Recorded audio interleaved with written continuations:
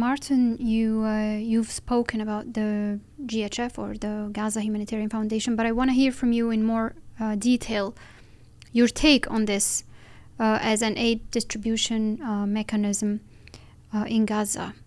What are its real objectives? Is it really humanitarian?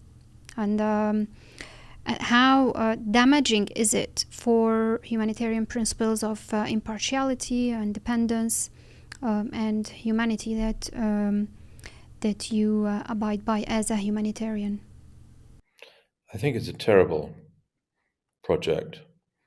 I think it undermines humanitarian action globally, never mind in Gaza, where it has a direct impact on it. Look, I think what's happening here, and it goes back to the heart of your question, is that there's an attempt, in this case by Israel and the US through the Gaza Humanitarian Foundation, to recapture the support and understanding and affection, if you like, for doing humanitarian work. Because, we can claim it, they can claim it through the Gaza Humanitarian Foundation, how many thousands or millions of lunches have been distributed and so forth.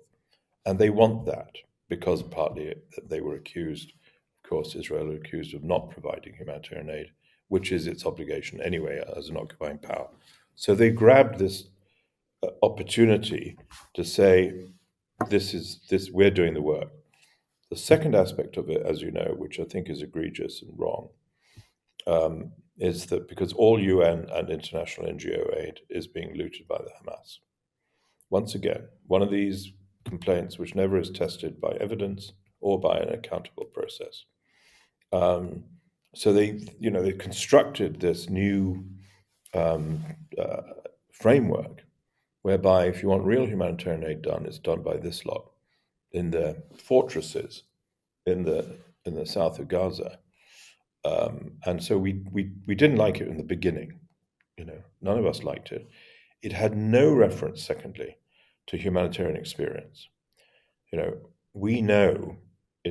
I know personally in humanitarian operations across history, whether it's in Cambodia or Somalia or Ukraine or elsewhere, you do not provide humanitarian aid under the auspices of one warring party, and you do not do it within a military environment.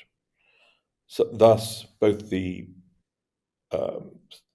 security contractors camps to their distribution points, and now we have the evidence that they're killing people every day, every night, tells us this ain't humanitarian. This is an attempt to use humanitarian delivery as a way of claiming some credit because we're keeping the people alive. And the argument goes, as you know, that at least we're doing something. The UN isn't. I challenge that, of course, from the beginning, because the UN can do it. We saw it at the beginning of the ceasefire, of this latest ceasefire. And as the UN keeps saying, we have a track record of doing this. The other thing that is wrong with there's two things that I think are really fundamentally operationally or tactically wrong. One is the lure, as we all see, and I've said before, to bring the people who in need down to the south, run through these dreadful, terrible miles of the potential of looting and indeed now of killing. It's a lure for displacement to an area, the south, Rafah, and so forth of Gaza, where the Israelis have been very clear because they now want to build a city there to provide, a transit lounge for Gazans to leave the country, their country.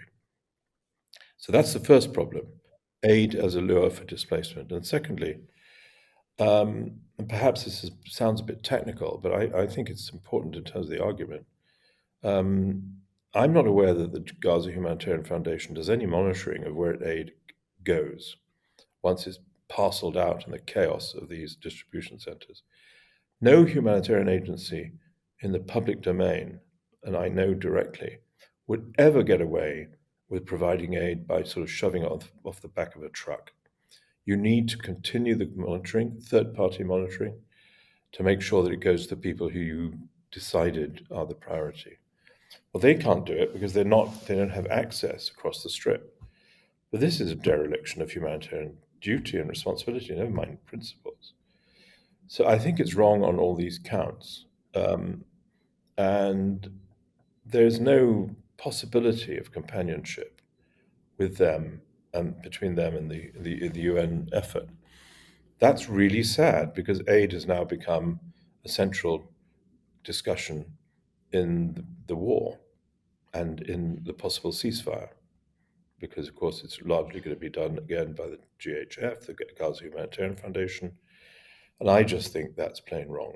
Martin, what if Israel puts conditions on the UN, for example, that they can come back to work in Gaza if they cooperate with the GHF mechanism, or for it to be part of humanitarian missions in a way that gives it international legitimacy?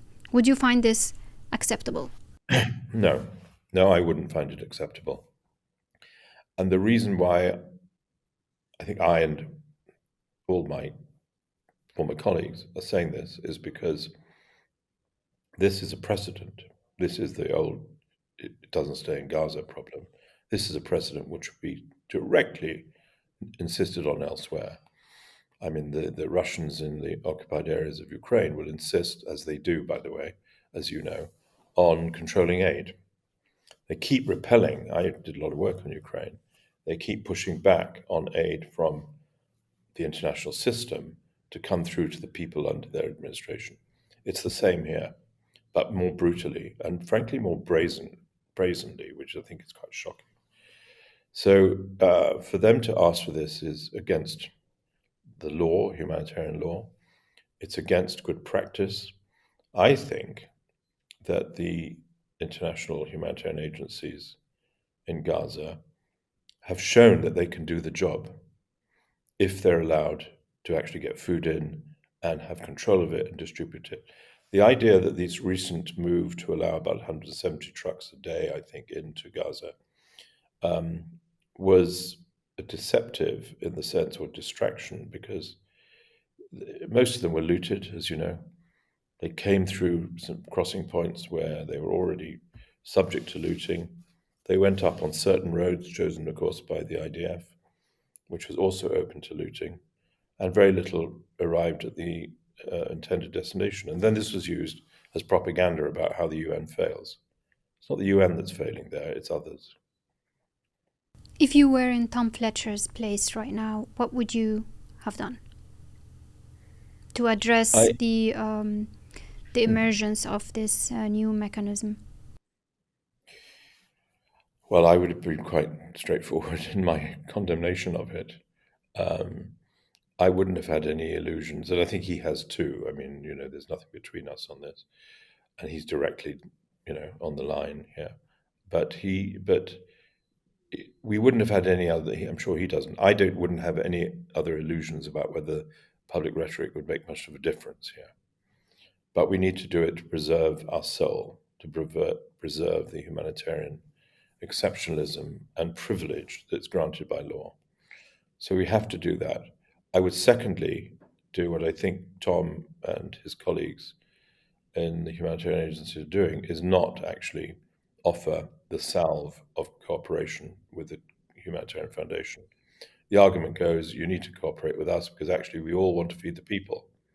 Well, yeah, maybe we do. I'm not sure you do. So I think he should be quite firm on that. I think he has been. And he's been more and more declaratory in the Security Council, as we saw just, yesterday or the day before. Very strong speech. And that's not easy to do in his position, where you're challenging key member states of the United Nations, key donors, well, US less so now, but others as well. And the argument would go from many people to him, as it would have done to me. Your obligation is to deliver aid. Don't tell us about justice in the world. And I think he's brought the two together, and I'm very, very pleased he's done that.